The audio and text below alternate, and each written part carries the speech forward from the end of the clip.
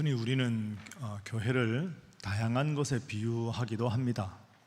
교회는 하나님을 믿는 그런 구원의 요람이다 하는 뜻에서 구원의 방주, 노아의 방주로 교회를 비유하기도 하고, 교회는 하나님의 사랑이 가득한 곳이 되어야 한다 하는 의미에서 교회를 어머니에 비유하기도 합니다.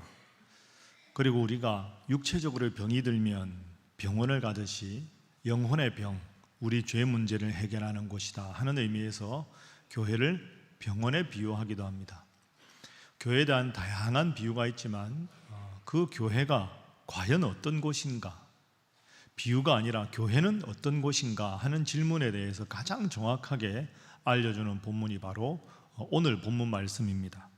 자, 오늘 본문 말씀 우리 함께 다시 한번 읽어보겠습니다. 자, 함께 읽습니다. 시작. 만일 내가 지체하면 너로 하여금 하나님의 집에서 어떻게 행하여야 할지를 알게 하려 함이니 이 집은 살아계신 하나님의 교회요 진리의 기둥과 터니라. 아멘. 오늘 본문에 보면 하나님의 집이라는 표현이 나오고 살아계신 하나님의 교회, 그리고 진리의 기둥과 터, 이 세 가지가 나옵니다. 교회는 바로 이런 곳이다 하는 세 가지 특성을 말하고 있습니다. 그래서 오늘은 교회가 과연 어떤 곳인가, 그 세 가지 특성을 우리가 본문을 통해 살펴보고 우리가 교회를 위해서 어떻게 기도해야 되는가, 이 질문을 한번 해결해 보도록 하겠습니다. 본문에서 말한 대로 첫 번째 교회는 바로 이런 곳입니다. 한번 따라해 보실까요? 교회는 하나님의 집이다. 교회는 하나님의 집이다. 오늘 이렇게 말합니다. 본문 말씀을 다시 한번 보시면 앞부분에 이렇게 말하지요. 너로 하여금, 너는 디모데입니다. 바울의 영적인 아들 디모데에게, 디모데 내가 아직 나이가 어린데 하나님의 집에서 어떻게 해야 될지를 내가 알려주겠다 합니다. 그러니까 교회를 하나님의 집, 이렇게 말하고 있습니다. 집이 뭐냐? 집은 여기서 건물을 말하는 게 아닙니다. 디모데전서 오늘 3장 15절 말씀을 읽었는데, 이 집이라는 헬라어가 오이코스라는 단어인데, 이 오이코스가 앞부분에도 나옵니다. 4절과 5절과 12절에 나오는데요, 화면으로 한번 확인을 해보죠. 자, 자기 집을 잘 다스리는 사람을 직분자로 삼아라. 자기 집을 다스린다, 건물을 다스린단 말이 아니죠. 가족들끼리 화목하게 서로 사랑하고 가족들이 원만한 관계를 잘 이루는 집의 가장으로 하여금 직분자를 삼아라. 그래서 오이코스 4절의 집은 가족이라는 뜻입니다. 5절도 마찬가지입니다. 사람이 자기 집을 잘 다스리지 못하면 어찌 하나님의 교회를 돌보겠는가. 자기 집을 잘 다스려라. 가족들을 잘 화평하고 서로 사랑하고 존중하게 만드는 사람. 이어지는 12절에도 오이코스가 나옵니다. 어떤 사람이 집사가 되어야 되느냐? 남자의 경우 한 아내의 남편이 되고 자기와 자녀와 그리고 자기 가족들을 잘 다스리는 자가 되어야 한다. 그러니까 교회가 하나님의 집이다 하는 말에서 집은 무슨 뜻입니까? 가족이라는 뜻입니다. 그러니까 교회가 하나님의 집이다 하는 것은 하나님을 아버지로 모시고, 우리 신일교회라고 하면 하나님 아버지 한 분을 모시고 모두가 형제자매로 서로 사랑해야 되는 대가족이 되어야 한다. 교회는 하나님의 한 가족이다, 이런 뜻으로 해석할 수 있습니다. 우리가 가정의 달을 맞이해서 지금 가족에 대해서 계속 말씀을 나누고 있습니다. 지난주에 제가 시편 128편으로 여러분들과 함께 말씀을 나누었습니다. 무슨 말씀 들었는지 기억나십니까? 기억 안 나시죠? 기억이 안 나는 것 같은데 들으면 기억이 나죠. 시편 128편에 보면 아내는 포도나무로, 그 집의 자녀들은 감람나무로, 어린 감람나무로. 그러니까 아내가 포도나무라고 해서 자녀들이 포도나무 열매나 포도나무 순이 아니라 감람나무다. 가족들은 서로가 다 다르다 하는 걸 먼저 인정해야 되고, 그렇고 서로 다 다르지만 한 하나님을 믿는 믿음 안에서 서로 사랑해야 되고, 그리고 사랑하는 가족들을 향해서 축복하고 격려해야 한다. 그래야 그 가정이 행복한 가정이 될 수 있다. 다르다, 한 하나님을 믿는다, 그 하나님 안에 서로 격려하고 축복한다. 다 기억이 나시죠? 그렇게 해보셨습니까? 또 웃으시죠. 그렇습니다. 그러니까 우리 신일교회를 적용하면 각 가정뿐 아니라 하나님의 가족, 우리 모두는 한 가족이다, 이런 뜻이 됩니다. 한번 따라합니다. 우리 모두는 한 가족이다. 여러분 믿습니까? 그러니까 물던 동상 부를 때 축복도 잘해야 되고, 끝나고 나서 인사도 반갑게 하고, 가족들끼리 그렇게 지내야 되는 거죠. 우리가 몇 년 전에 심각한 코로나를 겪었지 않습니까? 코로나를 겪고 나서 한국교회가 많이 바뀌었습니다. 여러분도 다 느끼십니다. 대부분의 사람들은 세 가지가 높아지고 세 가지가 낮아졌다, 코로나 이후에, 이렇게 말합니다. 제가 화면에 정리했는데요, 세 가지가 많아졌다. 교회를 이탈하는 성도들이 많아지고, 재직들이 이제는 봉사를 하려 하지 않고 이름뿐인 재직들이 많아지고, 그 다음에 연세 드신 분들만 자꾸 교회 나오고 젊은이들이 떠났다. 이 세 가지가 코로나 이후에 많아진 겁니다. 적어진 건 뭐냐? 출석하는 성도들 숫자가 많이 줄었고, 새가족들이 또 많이 줄었고, 교회 재정도 많이 감소했다. 이게 공통적으로 나타나는 현상입니다. 그래도 하나님께서 우리 신일교회에 은혜를 많이 베풀어 주셔서 저런 심각한 위기를 그다지 겪지 않게 되는 게 다 하나님 은혜입니다. 그러니까 저는 교회 목회하면서 여러분들 주일날 이렇게 예배당에 오시잖아요. 제가 여기에 서서 앞에 찬송 부르고 여러분들 보면 참 감사합니다. 먼저는 하나님께 감사하지만 여러분들께도 참 감사합니다. 참 멀리서 오시는 분도 있고요, 바쁘신 분들인데 주님 앞에 나온다는 게 얼마나 어려운 일인데, 여러분 일부 예배 온다는 게 참 쉽지 않습니다. 일찍 일어나셔야 되잖아요. 우리 찬양대는 더 하지요. 2부나 3부 예배 보면 저기 파주 막 이런 데서, 어떤 분은 충청도에서 교회 오시는 분도 있습니다. 애들 9시 예배 맞춰서 다 깨워서 옷 입혀서 오는 게 쉬운 일이 아닙니다, 여러분. 그런데 애들 다 손잡고 예배 시간에 맞춰 오는 것 보면 참 젊은 부부가 대단하다, 참 감사하다, 이런 생각도 듭니다. 그리고 연세가 많으신 어르신들은, 여기 가까운 약수 하이츠 사시는 분도, 그 높은 지대가 좀 높은 데 사시는 분은 교회까지 천천히 걸어서 1시간 이상 걸리는 분들도 있는데, 지팡이 짚고 또 쉬시다가 허리 한번 펴시고 다리 한번 두드리시고 무릎 한번 만지시고 또 몇 걸음 걸으시고, 그렇게 해서 오시는 어르신들 보면 참 하나님 앞에 제가 얼마나 감사한지 모릅니다. 어떻게 이런 성도들이, 이렇게 훌륭한 성도들이 우리 교회에 오실까, 참 하나님께 감사하고 여러분들께 감사합니다. 그리고 우리 교회를 생각하면 특별히 더 감사하는 제목이 있습니다.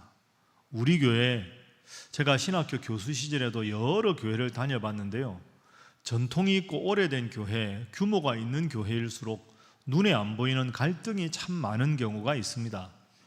교회 갈등, 성도들끼리 갈등은 대부분 어디서 벌어질까요? 교회 오래 다닌 분들, 그 다음에 교회 식구들이 많은 분들, 항존직분자들 중에서 이른바, 표현이 좀 그런데요, 교회 터줏대감 노릇 하는 분들이 있습니다. 항상 목에 힘주시고 교회는 이래야 되는데 본인의 생각대로 교회를 자꾸 좌지우지하려는 그런 분들이 있고, 새 가족들 들어오면 새로 열심히 하는 분들이 있고, 원래 오래 다니신 분들과 새로 교회 들어와서 열심히 하는 분들 사이에 눈에 안 보이는 갈등이 있으면 좋았던 교회가 갈등이 생기고 분열이 되는 경우가 얼마나 많은지 모릅니다. 그런데 제가 특별히 감사하는 건, 우리 신일교회에서 오랫동안 정말로 눈물로 헌신하시고 기도하시고 수고하신 분들 중에서 그런 어르신들이 교회 주인 노릇을 하지 않으신다는 겁니다. 여전히 겸손하시고, 그리고 주님 잘 섬기시고, 목회자들도 잘 존중해 주시고, 다른 성도들 신앙생활 잘 하라고 격려해 주시는 모습이 얼마나 감사한지 모릅니다. 제가 여러분들에게 설교단에서 강조한 대로 섬김에는 최선을 다하시고 대접받는 일에는 마음을 두지 않으시기 때문입니다. 여러분, 이게 쉽지 않습니다. 연세가 많이 들고 믿음 생활 오래 하다 보면 섬김은 받고 대접은 안 하려고 하는 경향이 많은데, 우리 교회 연세 많으신 헌신하신 분들, 어르신들은 지금도 여전히 잘 섬기시고 대접받는 일을 안 하시고 그저 하나님 알아주시는 것만으로 기뻐하시는 분들입니다. 그게 얼마나 교회를 건강하게 만드는데 큰 도움이 되는지 모릅니다. 사랑하는 우리 신일교회 성도 여러분, 지금처럼 우리 신일교회가 앞으로도 하나님 아버지를 한 분 아버지로 모시고 서로 사랑하고 서로 축복하고 서로 격려하고 서로 섬겨서 우리는 주님 안에 한 가족이다, 이런 마음으로 기쁘고 행복하게 믿음 생활 잘하는 여러분 되시기를 주님 이름으로 축복합니다. 자, 웃으면서 우리 옆에 분들과 인사 한번 하겠습니다. 우리는 다 한 가족입니다. 자, 한 번 더 할까요? 앞으로도 잘 섬기겠습니다. 목소리가 이러십니까? 다시 하겠습니다. 앞으로 더 잘 섬기겠습니다. 이래야 교회가 더 앞으로도 아름답고 행복하게 되는 거죠. 여러분, 방금 제가 인사하라 그랬는데 목소리가 별로 안 컸잖아요. 그 이유가 있습니다. 쉽지 않습니다. 이게 한 가족이라는 것도 머릿속에 알고 잘 섬겨야 된다는 것 아는데 이 잘 섬기기가 쉽지 않습니다.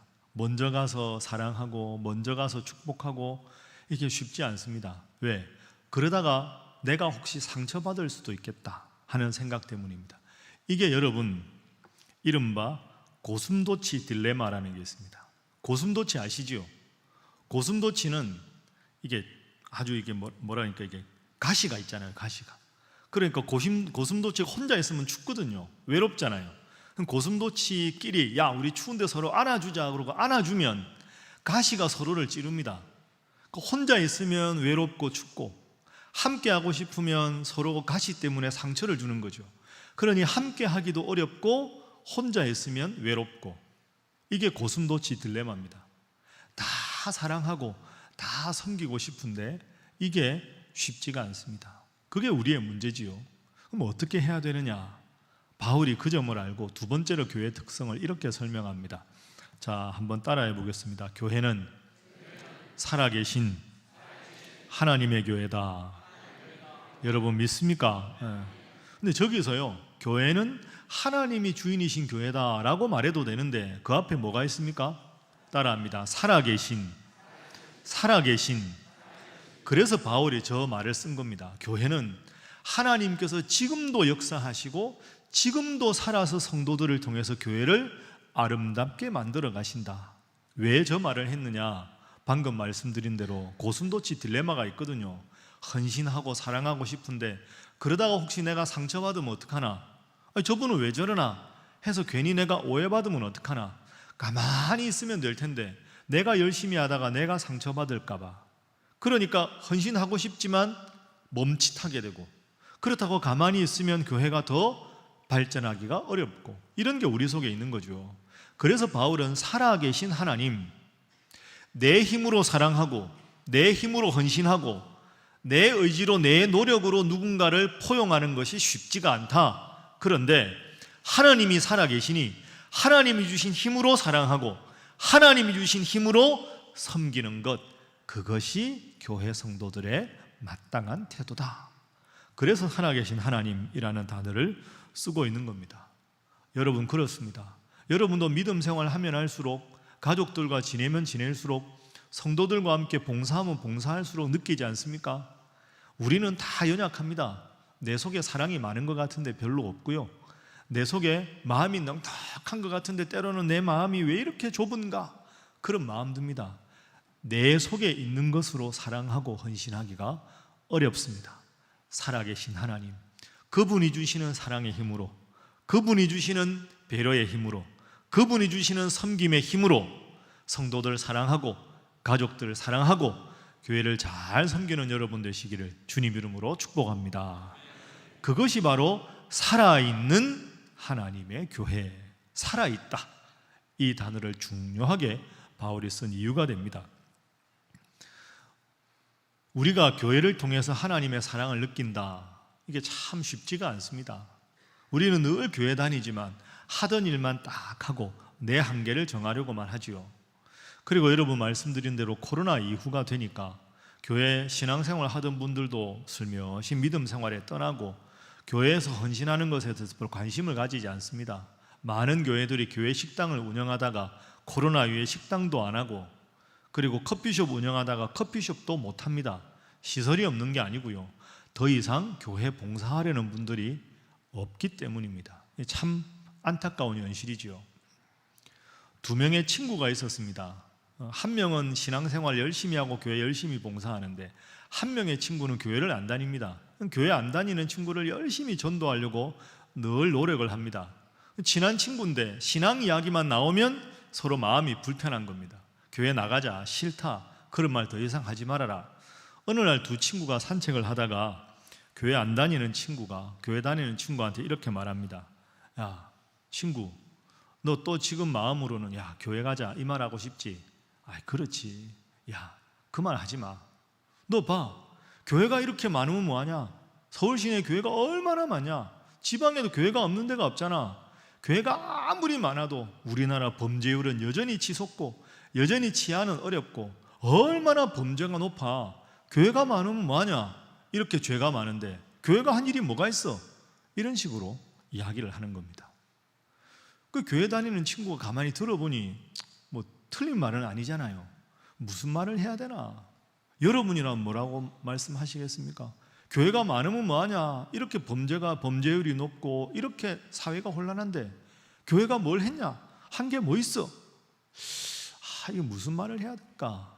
그러고 이제 산책을 하는데 저기 보니까 아이들이 막 이렇게 개울 같은 데서 열심히 놀고 있습니다. 개울에서 막 놀고 물에 들어갔다 나오고 흙밭에 뒹굴고 하니까 막 옷이 지저분할 거 아닙니까? 흙투성이에 지저분하고 막 교회 다니는 친구가 저 보고, 야 친구, 쟤들 봐, 애들 옷 되게 지저분하지? 지저분하지. 근데 이 예수 안 믿는 교회 안 다니는 친구가 만드는 일이 비누 공장 사장님이었거든요. 비누. 야 친구, 너 비누 만들면 뭐하냐? 저렇게 옷이 지저분한데 비누 아무리 만들어 팔면 뭐해? 쟤들 옷이 흙투성이잖아. 저렇게 지저분한데. 교회 안 다니는 비누 공장 사장 친구가, 아이 친구 무슨 말을 그렇게 하냐? 그게 아니지. 야, 비누가 있다고 옷이 깨끗해지냐 저절로? 비누를 사서 그 비누로 옷을 빨아야 옷이 깨끗해지는 거지. 비누를 많이 파는 것과 옷이 지저분한 건 별개 문제 아니야. 사서 써야 효과가 있는 거지. 사용 안 하면 비누가 효과가 없는 거지. 그러니까 이제 교회 다니는 친구가 슬며시 웃으면서 이렇게 말했습니다. 똑같은 거야. 교회가 많은데 왜 이렇게 죄가 많냐고? 친구가 교회를 나와서 예수님을 믿고 교회 생활을 통해 변화가 되어야 이 사회가 밝아지는 거지. 교회는 안 나오면서 괜히 교회가 이러니 저러니 하는 것, 그건 비판이 번지수가 잘못된 거야. 이렇게 말을 했답니다. 여러분 가만히 생각하면 참 맞는 말 아닙니까? 죄인이 교회 나와서 살아계신 하나님을 경험하고 은혜를 받고 내 삶이 바뀌어야 이 사회가 바뀌는 거지. 교회에 몸담지 않은 상태로 교회에 대해서 이런저런 말만 하는 것, 그거 결코 바람직하지 않습니다. 여러분 살아계신 하나님이신데 여러분이 삶 속에서 살아계신 하나님을 경험하지 못하고 여러분의 가정에서 여러분의 자녀들과 부모님들을 향해서 살아계신 하나님의 사랑으로 그들을 축복하지 못하고 교회에서 살아계신 하나님의 능력을 체험하고 그분을 힘입어서 섬기지 않으면 그게 무슨 의미가 있겠습니까? 여러분 우리 신일교회 꾸준히 출석하시되 살아계신 하나님께서 여러분을 통해 역사하셔서 더 열심히 사랑하고 더 열심히 헌신하고 더 열심히 섬기셔서 여러분 때문에 교회가 더 밝아지고 이 지역이, 여러분의 가정이, 이 사회가 더 밝아질 수 있기를 주님 이름으로 축복합니다. 자, 옆에 분들과 다시 인사하겠습니다. 하나님은 지금도 살아 역사하십니다. 자, 한 번 더 합니다. 하나님은 교회를 통해 역사하십니다. 하겠습니다. 그래서 이 집은 살아계신 하나님의 교회다. 교회가 주인이시고 교회의 주인은 하나님이시고 하나님은 살아서 지금도 교회를 통해 역사하신다. 마지막으로 사도 바울이 교회의 특성에 대해서 이렇게 말합니다. 따라합니다. 교회는 진리의 기둥과 터다. 교회는 진리의 기둥과 터다. 여러분 터가 든든하게 반듯하게 서야 되고 그게 기둥이 튼튼하게 올라가야 집이 잘 되는 겁니다. 진리는 하나님의 말씀이죠. 그리고 진리는 동시에 예수님입니다. 우리가 잘 아는 말씀 한번 볼까요? 요한복음 14장 6절 말씀, 여러분 다 외우시는 말씀일 텐데요, 함께 읽어봅니다. 시작. 예수께서 이르시되 내가 곧 길이요 진리요 생명이니 나로 말미암지 않고는 아버지께로 올 자가 없느니라. 아멘. 저 말씀에 보면 예수님께서 말씀하셨습니다. 내가 곧 길이요, 그 다음 뭐다? 진리요. 내가 진리다. 그러니까 진리의 기둥과 터라는 말은 하나님 말씀 잘 믿는 것뿐 아니라 예수님을 잘 믿는 곳이 교회가 되어야 한다. 그러니까 내가 곧 길이요 진리요 생명이요, 저 말씀 앞에 보면 진리의 하나가 아닙니다. The truth 이렇게 되어 있습니다. 그러니까 진리 자체가 예수님이시다. 이 세상에 수많은 진리가 있는데 그 중에 하나가 예수님이 아니라 유일한 진리가 예수님이다. 그러면 교회는 어떤 곳이냐? 예수님의 말씀, 이 하나님의 말씀을 믿고 예수님을 내 구원자로 믿는 믿음으로 참여하고 열심히 출석하는 곳이 교회가 되어야 한다 하는 겁니다. 어떤 교회가 좋은 교회냐? 하나님 잘 섬기고 이 진리의 말씀을 올바르게 선포하는 교회가 그래서 좋은 교회가 되는 거죠. 제가 최근에 몇 년 동안 여러분들에게 우리 초대 목사님 소개를 많이 했었습니다. 거듭 말씀드리지만 저는 이일선 목사님을 신학교 교수 시절에도 몰랐습니다. 교회 와서 알았습니다. 제가 이분을 소개하는 이유는 이분이 얼마나 대단한 분인가를 알리고 싶은 게 아닙니다. 이일선 목사님, 우리 교회를 세우신 초대 목사님이 하나님 앞에 얼마나 헌신했는가, 나아가서 하나님께서 이분을 통해 얼마나 귀하게 역사하셨는가를 여러분들께 알려드리고 싶은 것일 뿐입니다. 여러분, 모세가 대단한 게 아닙니다. 여호수아가 대단한 사람이 아닙니다.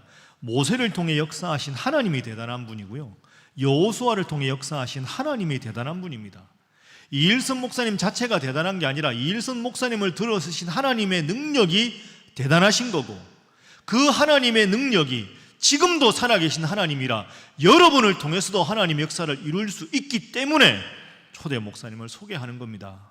여러분, 살아계신 하나님, 지금도 역사하시는 하나님 잘 믿고 이 진리의 말씀 붙잡고 살아가는 여러분 모두가 되시기를 주님 이름으로 축복합니다.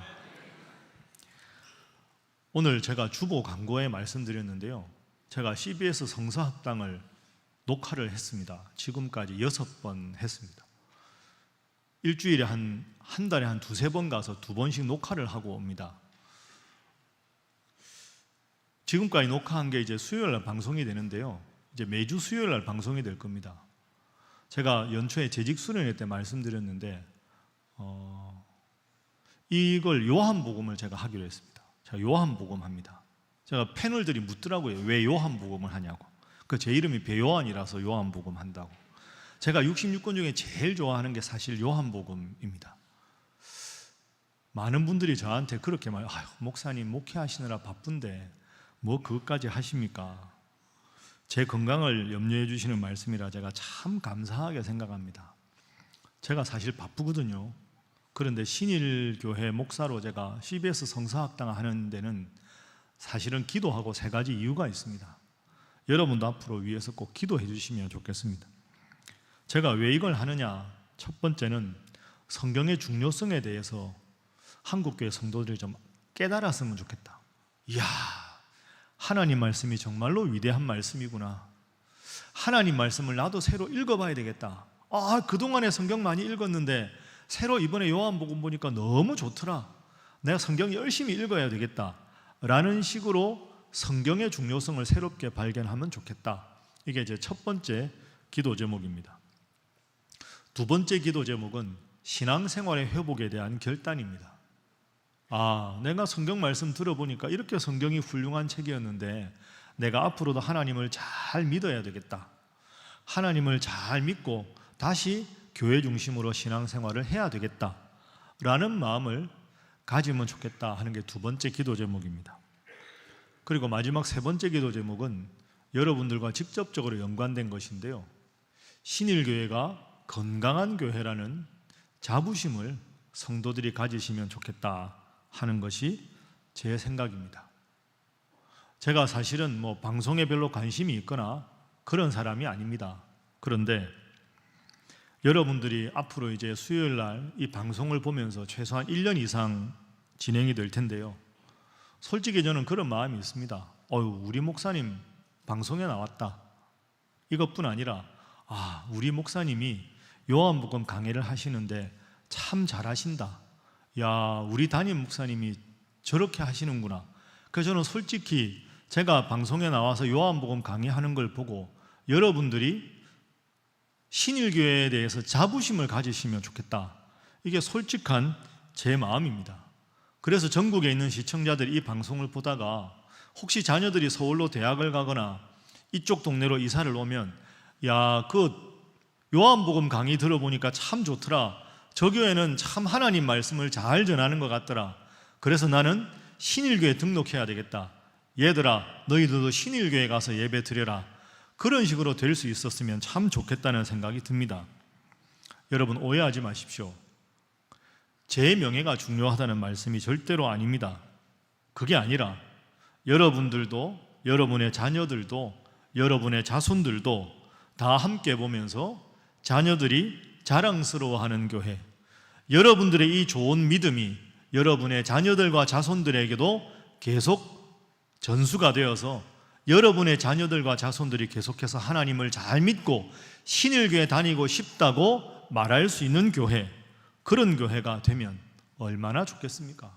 저는 그런 소중한 계기로 이 프로그램이 되게 해달라고 하나님 앞에 기도합니다. 제가 이렇게 연초에 한번 말씀드렸는데요, 여담으로 자꾸 저한테 이런 질문을 하십니다. 개별적으로 살짝 와서, 목사님, 출연료는 받으십니까? 얼마나 줍니까? 그게 왜 그렇게 궁금하신지 제가 사실 잘 모르겠는데요, 출연료 줍니다. 준답니다. 근데 얼마인지는 제가 모릅니다. 출연료를 얼마나 주는지 솔직히 저는 모릅니다. 그거 받아 부자 되겠습니까? 사실 제가 기도하고 여러분들 약속드린 대로 제가 이 방송을 앞으로 한 1년 최소한 할 텐데요, 이 방송 출연료는 우리 신일교회 장학헌금으로 하기로 했습니다. 아예 처음부터 출연료 계좌를 달라고 해서 신일교회 장학헌금 전용 계좌로 아예 제가 통장 번호를 제출했기 때문에 저도 얼마인지 잘 모릅니다. 여러분도 생각해 보십시오. 제가 신일교회 담임 목사로서 이 일을 하는 거지 제 명예가 뭐가 그렇게 중요하겠습니까? 살아계신 하나님의 이 위대한 진리의 말씀을, 이 말씀을 듣고 많은 이들이 하나님 말씀에 관심을 갖고 다시 믿음 생활 잘하려는 계기가 되고 그걸 통해서 교회가 더 잘 될 수 있다면 이것이 하나님께 영광이 되는 일이 아니겠습니까? 자, 우리 옆에 분들과 인사 한번 하겠습니다. 우리 신일교회는 잘 될 것입니다. 자, 한 번 더 하겠습니다. 교회를 위해서 헌신하시기 바랍니다. 이제 말씀을 정리하겠습니다. 사랑하는 우리 신일교회 성도 여러분, 앞으로도 우리 신일교회가 더욱 하나님께 영광이 되고 또 여러분들이 신일교회 성도라는 것을 자랑스럽게 여기셔서 이 혼란한 시대에 주님께서 주목하시는 교회, 주님께서 기뻐하시는 교회, 지금도 살아 역사하시는 주님의 능력으로 부흥을 이루는 우리 신일교회 될 수 있기를 주님 이름으로 축복합니다. 기도하겠습니다. 사랑의 주님, 저희로 하여금 하나님을 믿게 하시고 신일교회 성도로 불러주셔서 참으로 감사드립니다. 주님, 앞으로도 우리 신일교회가 하나님 안에서 한 가족으로 서로 사랑하며 살아계신 하나님께서 역사하시는 교회, 이 진리의 말씀으로 굳게 서는 우리 신일교회 되게 하여 주옵소서. 예수님의 이름으로 기도하옵나이다. 아멘.